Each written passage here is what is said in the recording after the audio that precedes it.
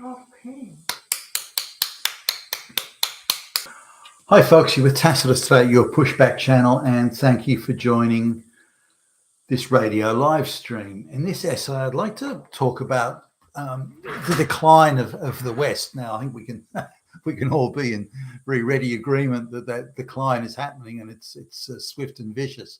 Were the signs obvious when that decline was beginning? Today, they're obvious.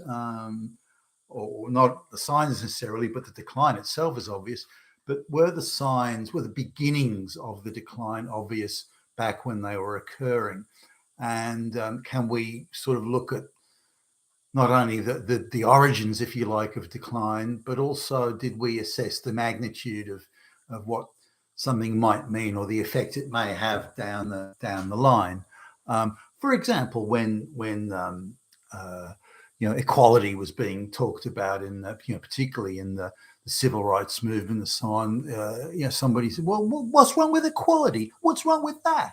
Are you against equality? Well, why can't this?" And when you put it that way, oh well, I'm not really against it. No, it's not what I meant. So equality sounds good in the theory, as in communist abstract Marxist theory. But in practice, in the real world, it doesn't work in the same way. There are some practical realities. And this person is very bright and hardworking. This person is stupid and lazy. Equality is very difficult to juggle when you have those two opposites there.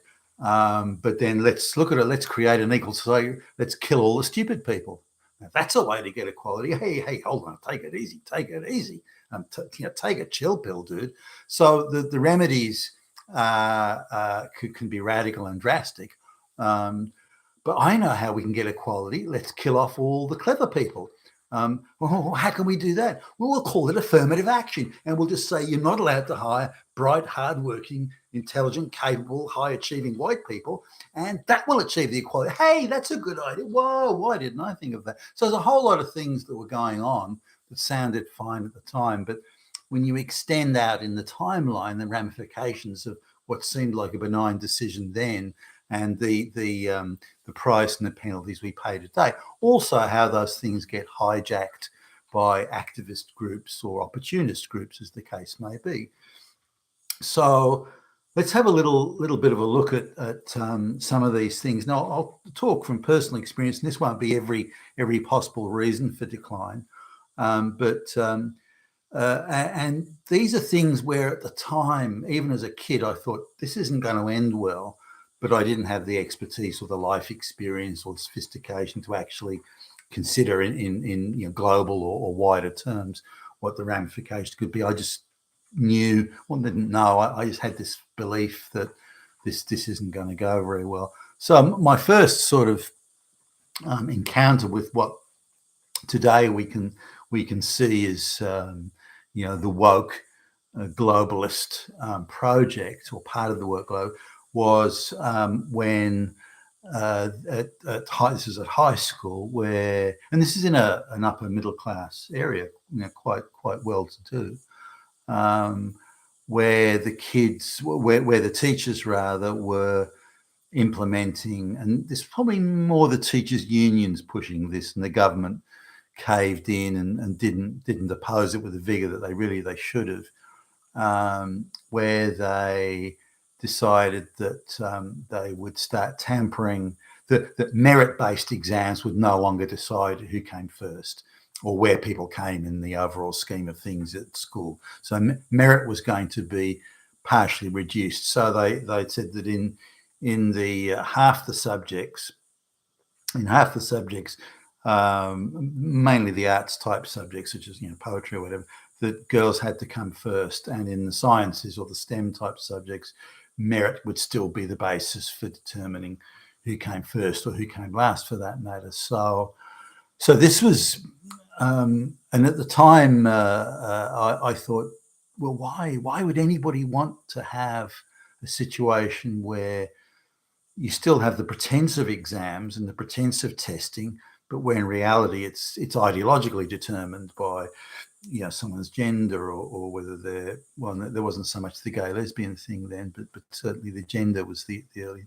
So to me, it was just unthinkable. Now I thought, even as a kid, I thought, well, this is just some crazy mad experiment, and they'll give it up in a few years because it'll be shown to be absolutely ridiculous. That means that people will be sent to university who can't cope and who no way have the ability, or people will be staying on it into senior high school that don't have the capability of doing it. And it was particularly focused, as I say, as a gender thing at that time.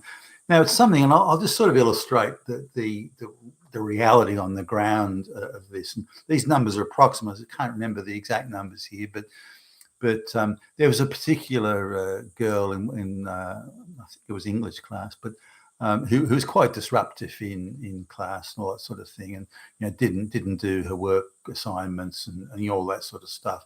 Was caught cheating a number of times in the term test, trying to get her buddy to mark it, and so they should get a better grade and all that sort of stuff. So not somebody who wasn't a good student at all. I mean, she probably wasn't a moron. She'd applied herself. She probably could have done okay. But in one exam, and this is when this new sort of non-merit type system was introduced. I was a pretty decent student. And I did all my assignments, and wasn't disruptive in class and all this sort of thing. And so I got like 80% in this exam, and they still kept the exam. They just added in what they called an assessment number to rejig the outcomes. And it was to equalise or promote this new society of outcomes. This was one of the early signs of it. It's crept into everything today pretty much, but back then it was limited. But this was probably the beginning. These were this was the advance guard, the vanguard, if you will, of the equity and equal outcome and race gender quotas and all that sort of thing. He was the beginning of it. Not that I saw it that way at the time, but I thought this isn't going to go well. Now I got 80%, and I think, just from memory, this girl got like 51%. So well behind the exam. But when the final results were calculated, which include this gender sort of assessment rebalancing or something they called it, she ended up with like 68, and I ended up with 65. So my grade fell by 15 points, whereas hers increased by 18 or 19 points, something like that. So this meant that she went from, say, being, this is out of like 140 kids or something, she ended up moving from like 70th to 30th in the scale of things, whereas I dropped from second, coming second at the time. And this was other exams as well, which including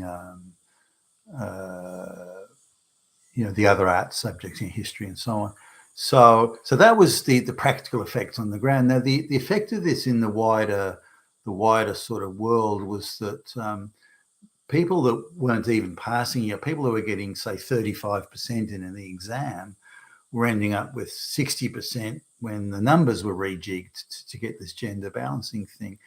And given at around that time, they were lowering the entry level to get into university, and we're also creating a lot of easier, so the explosion of sociology courses, at least in Australia at the time.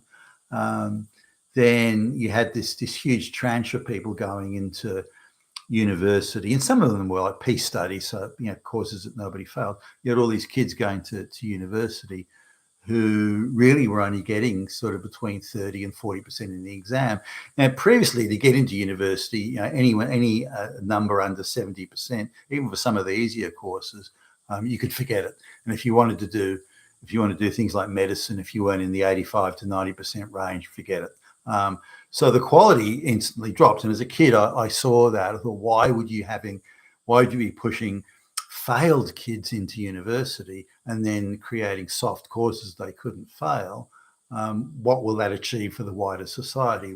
what value will that bring to the world? And even as a 16-year-old kid, 15, 16-year-old kid where I was then, and going through later on, I thought, well, why would you do that? And I recall sort of some of the people that were being encouraged to go on to senior high school.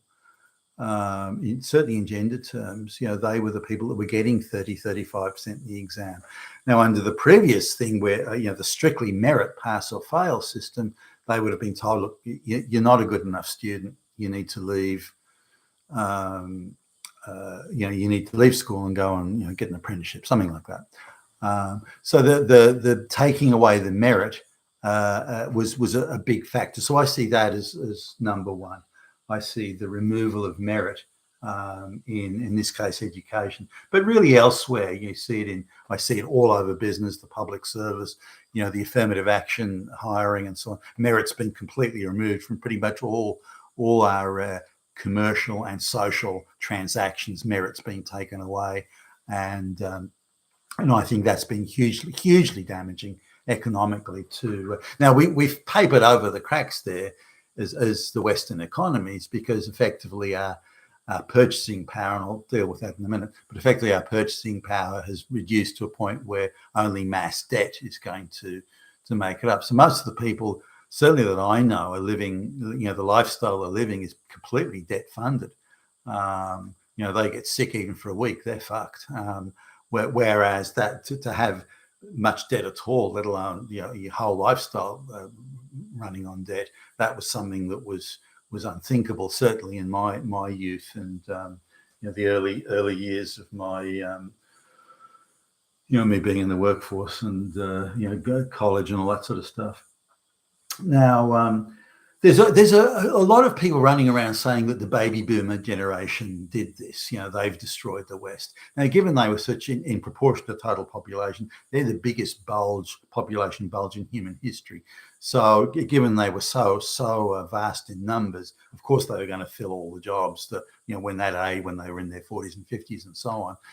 But to say just going to baby boomers did it, that's rather missing the point, I think. I think the seeds for this were laid well before the baby boomers took the reins. So this idea that the baby boomers stole the future, I don't think that's accurate at all. Now, there are some other factors that I think are a key. This equal outcomes in education, everyone's entitled to degree is one. The next one, which came along, certainly in Australia, a little bit earlier in the United States, was divorce law. Now, this, and I didn't quite see it at the time, but it was touted as a way for people to get out of unhappy marriages, and that was how it was sold to the public. But the reality was quite different. It was the beginning of the creation of ideological courts, not courts of law or courts of facts or courts of evidence, but ideological courts, and where equity had ideological notions of equity had sort of crept into this. So once you go down the path of ideological law, then the ideological outcome, to achieve the ideological sort of utopian fantasy utopian outcome is the objective of these ideological courts. And the collateral damage that they create is irrelevant. So there was when you get courts where the facts don't matter and the evidence doesn't matter, and where the outcomes are always driven by ideology, including the sort of people they hire in the courts. And they used to put adverts out where they openly touted, if you weren't a gender studies lesbian, you wouldn't have a job there. That's just how it was. If you didn't hate straight white males and hate the nuclear family, there was no job for you at the court. So, and this includes the administrative functions and the various sort of satellite functions that go around these divorce courts. So that was the beginning of ideological boutique courts, and thus changing the very nature of jurisprudence and the law. So people could be ideological, and were, not could be, but were. So straight white males would enter the court, and ideologically they were already guilty. They were already the oppressor. and this effectively created a predetermined outcome along ideological lines. Now you'd say, well, if it had stayed in that court or that jurisdiction, who cares? But no, I don't agree. I think it was wrong from the outset. And when you look at how the Australian government set it up back in the day, they purposefully created this court outside of the Constitution, so it would not be accountable to standards of jurisprudence and separation of powers that other courts at the time at least were subject to. But this kicked off a whole concept of neo-jurisprudence where ideological courts were the future, where evidence didn't matter, and that outcomes will be determined ideologically. And we see this today, and particularly in the United States, and where judges see themselves as ideological administrators in pursuit of a fantasy utopia. That's their job now. The law, facts, evidence. Who gives a fuck? We're chasing an ideological utopia. That's the issue here. So we see activist judges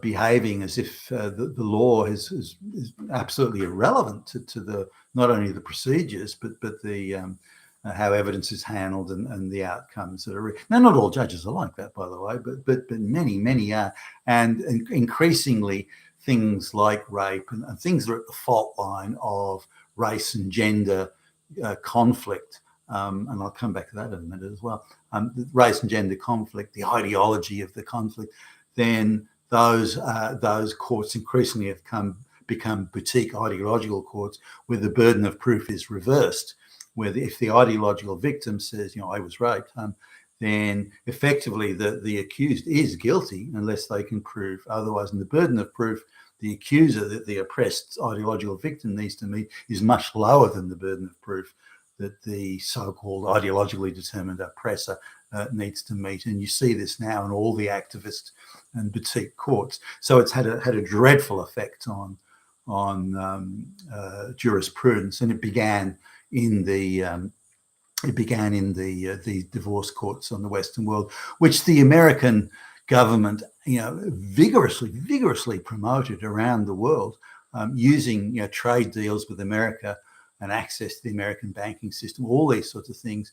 That if you don't do what we want, says the American trade negotiator, if you don't do what we want and set up divorce courts, and this was something that intrigued me. The American trade negotiators were forcing Western economies and smaller economies, island economies in the Caribbean.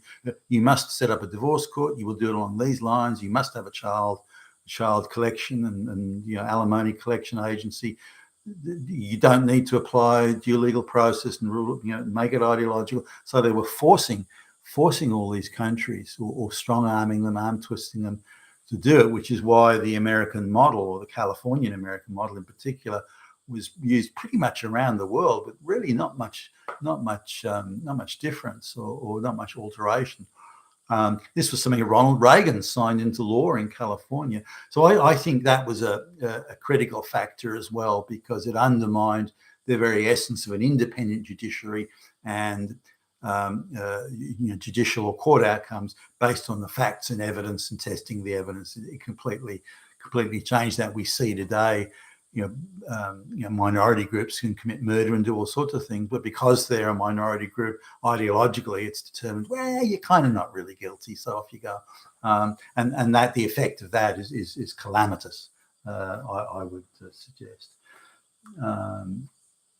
Now, the next thing was encouraging women to work. There's nothing wrong with that, by the way. I mean, if encouraging women to work, and putting around a lot of propaganda that which is the same as the Soviet communist propaganda of the late 1920s and early 1930s and beyond, for that matter. But this idea that if you're at home in the kitchen, or home looking after children, and the kitchen was always used as the reference point.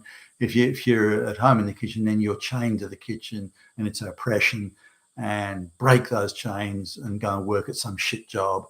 And it's better to have a boss giving you shit than have your husband doing it. So So this was really put about as a big deal, and I remember this coming into the high schools when I was a kid. It was just starting to make, like senior high school, it was starting to make an appearance, and those were the days. And it's not that long ago. Those were the days when it was still not unusual for girls to get married straight out of high school.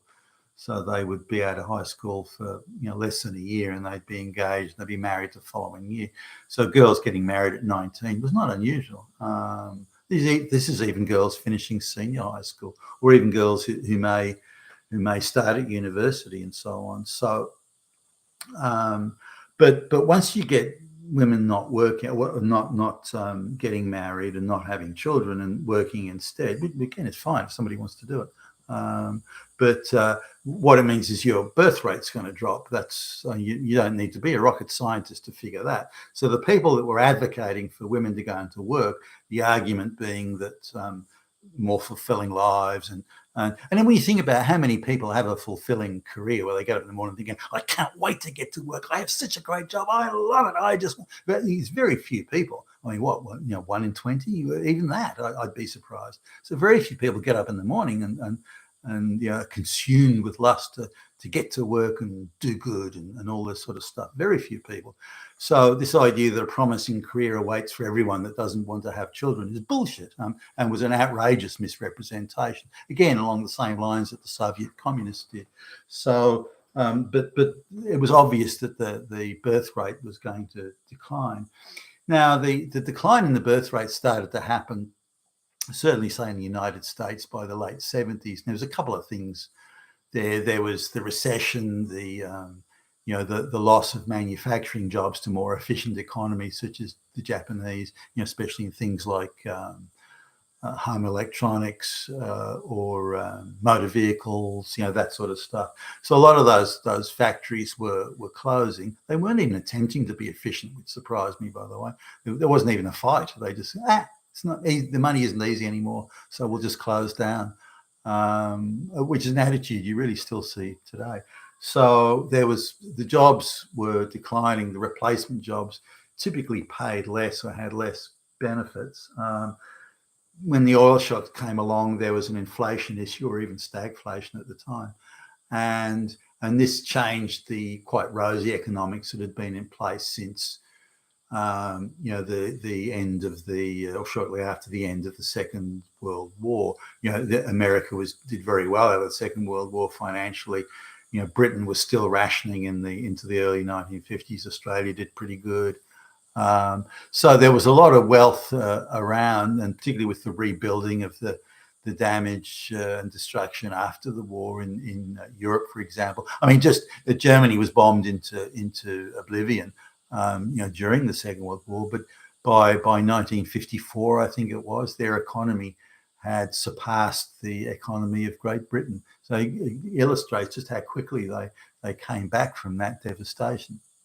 And they had a lot of big brand names, Merck, BMW, and the Siemens. I mean, the list goes on. They had a lot of, and they made great kit, had top quality engineering and so on. But coming back to this idea of women going to the workforce, that reduced it provided more labour into the workforce, and that reduced the cost of labour. So the relative wages declined, which was seen as a real method to fight union demands for higher wages. The unions interestingly embraced women because it ideologically fitted in with their Marxist thing, but I don't think they realised the implications of what they were agreeing to there. So the number of consumers increased, but the number of the number of workers increased. That depressed wages and ushered in a consumer age, particularly in things like home electronics. And people didn't have the time to bake bread anymore, so they would go to the supermarket and get sliced bread, and they would buy all sorts of home gadgets which were now affordable. Things like refrigerators, home mixing electronics, hi-fi radios and the like. So that changed the economics of the household and the structure of the household, and the time that somebody needed to spend in the house, looking after a family or cooking food. I remember my grandmother baking fresh bread every day, and the amount of time she put into things like cooking and so on. She always seemed to be doing something, and I'm not surprised given the. I remember the time and effort that was involved in baking baking bread. Kneading the dough and putting the bread in the oven. The whole thing. So that was no. I think that change, as in the family structure, how it changed the family structure, I think that was injurious. It could have been done and handled differently, and still kept the the procreation replacement rate high. I think this blanket everyone go to work and that sort of thing. Not everybody did, by the way. The take up rate for working didn't go much past 50% for the first sort of 15, 20 years, I guess. But that's still a significant change.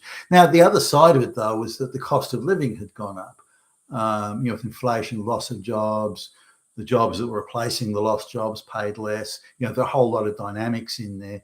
And within that, the cost of living was increasing and starting to increase. And that meant that at least 1.5, if not 2 incomes were needed in a lot of households if you were still going to, put your kids through school and that sort of. So that was the next thing.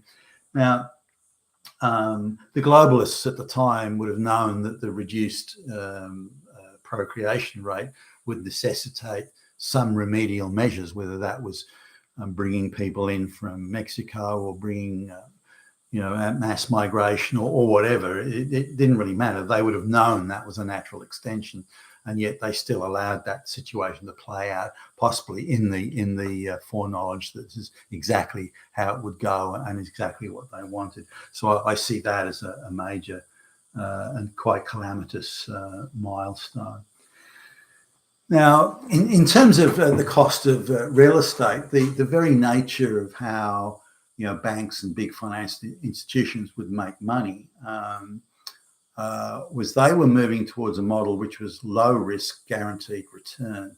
And like all investments in the future, there is an element of risk. Now, this is something that the big guys didn't want, this idea of risk.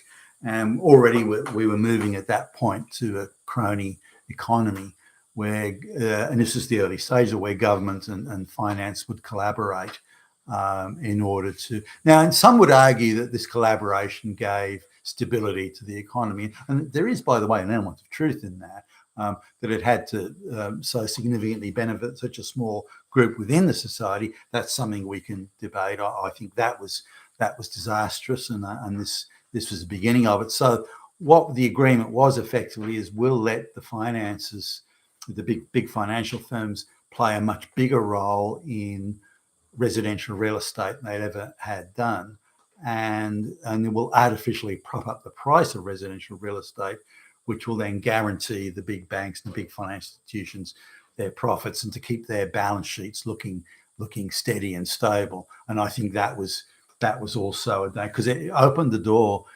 for the big banks and the big finance companies to keep on, colluding with government to provide ostensible solutions to bail politicians out of their own idiotic policies. The ultimate illustration of that was, say, the US, Iraq, and Afghanistan wars. The government couldn't go to war without creating massive inflation in the domestic market. So they moved to a situation of debt finance banking. I mean, sometimes called fractal and all that sort of thing. But generally, it was the idea was, we'll give you your war and we can fund your war. You can deliver bombs to your heart's extent as much as you want. You can have absolute freedom to pursue the war economically as you would without it having any effect on inflation. Now, this ushered in a level of control at all levels of the economy that the big banks and the big finance companies then took, the Black Rocks and all that sort of thing. They ended up playing a far larger role in governmental policy and economic structures. And now once they played into that sort of game, they then were constantly demanding from government and getting, monopolies, oligopolies, cabal, pricing. We want more cheap labour. Increase the amount of illiterate brown peasants coming from wherever. Okay, done. You've got it. So this created this embrace between the elected officials and the big finance firms, which are really an extension of and very much part of the World Economic Forum and the globalist elite.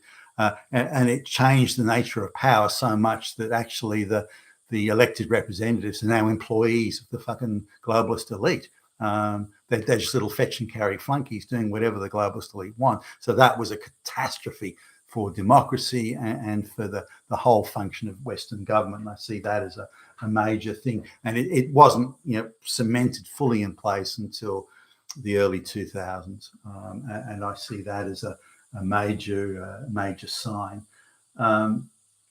Now, this, of course, has had a secondary effect as well, that assets have moved away from having intrinsic value, that is the value within the economy. So, for example, if housing in Australia, Sydney, if residential housing had kept pace with the purchasing power of the local population, the price of real estate would be between 40 and 70% lower than it is today. So it gives you an idea of the scale and the extent of it. And if you look at the appreciation of real estate, say between 1970 and 1990, and then compare 1990 to today, then there's almost no comparison. Just again to illustrate the point, between 1991 and 1996, the price of much of Sydney real estate doubled just in that fucking 5 years. Now, and then you look at, say, the price between 1990 and 2020 of residential real estate. It's, depending on what you're looking at, it's between 600 and 700% appreciation, whereas between 1970 and 1990 it barely doubled, that 20 years. So it'll just give you an idea as to the difference that's happened once the big banks and the big financial firms moved into the residential real estate, or became political players, if you like, in that. So I see, we can talk about other things like changing from a production economy to a consumer economy, which alters the very equation of intrinsic value versus inflated value based on debt. And we're grappling with that today. And that's something that still needs to unwind. And that'll be, I think, something of a calamity when it does occur. So this idea that GDP is higher or we're better off and so on, that's bullshit, absolute bullshit. If people were living based on their, assuming the prices were staying the same, if people were living based on their purchasing power alone without the ability to access careless and casual debt, their living standards would be far lower than they are today. Similarly, if purchasing power of the paycheck was the decider of what prices that we paid for things, including housing or energy or whatever, then those prices would be much lower, assuming a market-driven economy. But we're losing that market-driven economy. It hasn't already gone completely, and it's increasingly moving to a services-based economy and thus a crony-based economy. So anyway, those are sort of some of my thoughts on what I think the move away from merit to affirmative action in school and employment and everything. I think that's had a calamitous effect. I think changing the law and the structure of law and the structure of jurisprudence to ideological law, that's had a particularly calamitous effect, and it also has fed neatly into the social division and gender division that the globalists are constantly pushing on us. I think mass migration has had a disastrous effect, and so has discouraging Western women from having children. I think that, which has fed into, if you like, the mass migration, I think that's had a disastrous effect. And I think allowing the finance sector to play such a large part in government policy, if not a pivotal role in government policy, I think that's been. So I'd see those as the major disasters, but there's a lot of things downstream from that, and I appreciate that. But those are what I see as the major. But I'd love to see your views in the comments below. you've been with Tacitus today.